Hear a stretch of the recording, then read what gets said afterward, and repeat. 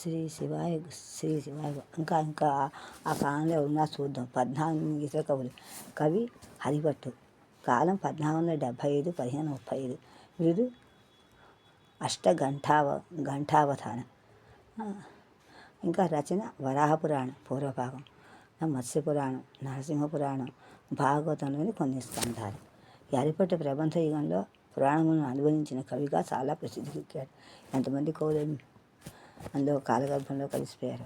ఇతర కవులు రచనలు: విప్రనారాయణ చరిత్ర చంద్రవాడ మల్లన, వైజయంతి విలాసం సారంగు తమ్మయ్య, ప్రసన్న రాఘవనాక్ష ప్రబంధం గుడ్డుచెల్ల చిన్న తిమ్మయ్య, సిద్ధేశ్వర చరిత్ర ద్విపద కావ్యం కాస్య సర్వప్ప కవి, రాయవాచకం మొదటి వచన గ్రంథం విశ్వనాథ నాయకుని స్థానాపతి.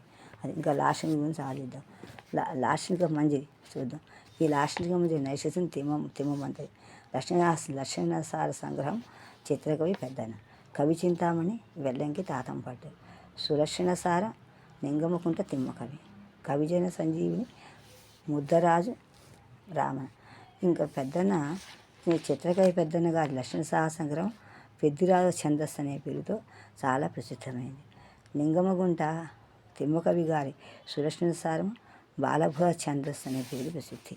ఛందస్సు తిమ్మకవి గారి సులక్షణసారం బాలభుర ఛందస్సు అనే పేరుతో చాలా ప్రసిద్ధికెక్కింది. ఇంకా ఆ దక్షిణయుగం అయిపోయింది. క్షీణయుగంలోకి చూద్దాం. క్షీణయుగ కవులలో చూద్దాం. రఘునాథ నాయకుడు. కాలం 17వ శతాబ్దం. తండ్రి అచ్యుతప్ప నాయుడు. పాలన తంజావూరు 16 నుంచి 1630 వరకు. బిరుదులు: అభినవ ఆంధ్రభోజుడు, అపర కృష్ణదేవరాయలు. సంగీత ప్రియుడిగా, సామ్రాజ్య పోషకుడిగా ఉన్నాడు. ప్రసిద్ధిగా కొలువుకూట ఇందిరామందిరం పేరు పెట్టినాడు. ఇంకా ఈ ఆస్థాన కవులు: కృష్ణాధ్వరి, చేమకూరి వెంకటకవి, రామభద్రాంబ, మధురవాణి, గోవింద దీక్షితులు, యజ్ఞనారాయణ దీక్షితులు. వీళ్ళందరూ కూడా 6 ఉన్నారన్నమాట. రచనలు: సంస్థ కావ్యాలు 6. సంస్థ కావ్యాలు: భారత కథా సంగ్రహం, రామాయణ కథాసారం, సంగీత సుధ. ప్రబంధ కావ్యాలు ఏంటి? పారిజాతాపహరణ, రామాయణం, వాల్మీకి చరిత్ర. ద్విపద కావ్యాలు: నరచరిత్ర, గజేంద్రమోక్షితం, అచ్యుతాభ్యుదయం. యక్షగానాలు: జానకీ పరిణయం, రుక్మిణి కృష్ణ విలాసం.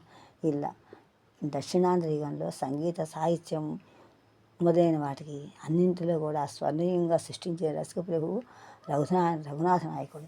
సంస్థాంధ్ర కవి పండితులకే కాకుండా మొట్టమొదటి కవిత్రులకు కూడా ఆశ్రయం ఇచ్చినటువంటి సహృదయుడు రంగనాథ నాయకుడు.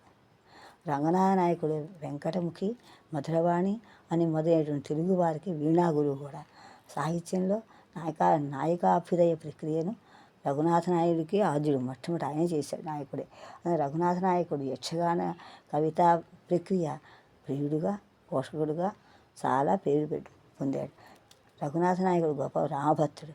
అందుకే అతని రచన రామాంకితం చేశాడు. సరస్వతీ మహల్ గ్రంథాలయం తంజావూరులో కూడా ఉంది ఇప్పటికీ. శృంగార సావిత్రి అనే కథకు మూలం మహాభారత అరణ్య పర్వంలోని సావిత్రోపాఖ్యానమే. ఇంకా చామకూర వెంకటకవి. ఒక్కడి గురించి మనం చెప్పుకున్నాం కదా, కృష్ణాద్రి. చామకూర వెంకట చూద్దాం. కాలం 16వ శతాబ్దం చివరివాడు. ఆస్థానం రఘునాథ నాయకుడు. కవితాగుణం ప్రతిపద్య చమత్కృతి. రచన సారంగత చరిత్ర, విజయ విలాసం. చాలా పాటు విజయ విలాసం. తంజావూరు రఘునాథ నాయకుని ఆస్థానాన్ని అలంకరించిన ఆంధ్ర కవులు అగ్రగణ్యుడు చామకూర వెంకటకవి. అంత విజయ విలాసం అంతా వివాహం ఇద్దరిది కూడా.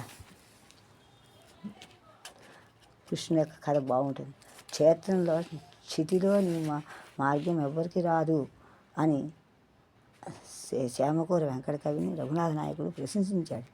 సరే, ఆ కవి ఎంత ఇలాంటి వాడు ఎవరికి కూడా రాదు సుమి అన్నాడు. చేమకూరి వెంకట కవి ఇంటి పేరుగా నసగా నున్న కవిత్వం కనుక పనసగా నున్నదని విమర్శకులు మన్ననలు పొందారు. వాడికి నసక అయితే పనసగా పేరు పెట్టారు. తెలుగులో పద్యకావ్యంగా సారంగ చరిత్రను రాసిన మొట్టమొదటి కవి చేమకూర వెంకట కవి. సారంగ చరిత్ర విజయ విలాసము రఘునాథ నాయకుడు అంకితం ఇచ్చాడు. చేమకూర వెంకటకి ప్రతి పద్య చమత్కృతిగా, ప్రతి పద్యం కూడా విజయ విలాసం ప్రబంధం రచించాడు. శపథం పట్టినట్టుగా ఉన్న పద్యం ఒకటి చూస్తే ప్రతి పద్య చమత్కృతి అన్నట్టుగా చేస్తాడు. స్థాతకత్వం పొందింది. శ్రేష్ఠ చమత్కృతులను కూడా ఎక్కువగా వాడిన తెలుగు కవులలో రామరాజపురం తర్వాత చెప్పుకోదగ్గవాడు చేమకూరి వెంకటకవియే ప్రసిద్ధుడు. ఏ గతి రచింపరీని సమకాలికుని మెచ్చలే కదా అని చేమకూరి వెంకటకవి వాపోయాడు. తాపి ధర్మారావు గారు విజయ విలాసం ప్రబంధానికి హృదయోల్లాసం అనే వ్యాఖ్య రాశారు. ఈ హృదయోల్లాస రచనకి సాహిత్య అకాడమీ బహుమతి కూడా వచ్చింది. అర్జునుడు నాగకన్య విడిచిని మానవకన్య చిత్రాంగను దేవకన్య సుభద్రుని వివాహమాడిన ఇతివృత్తమే విజయ విలాసంలోని ప్రధాన కథావస్తువు అని చెప్పుకుంటూ ఇప్పుడు విజయ విలాసం విజయరాఘవ రాయు చాలా